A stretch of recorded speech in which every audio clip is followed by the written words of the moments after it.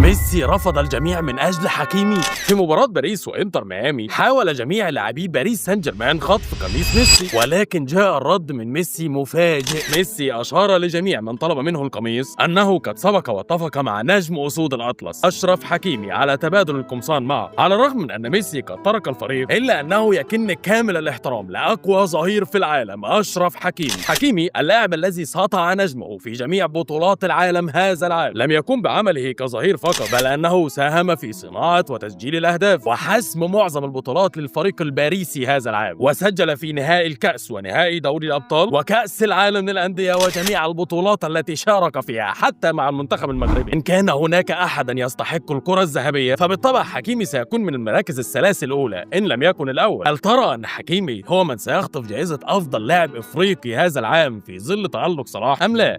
وإلى اللقاء.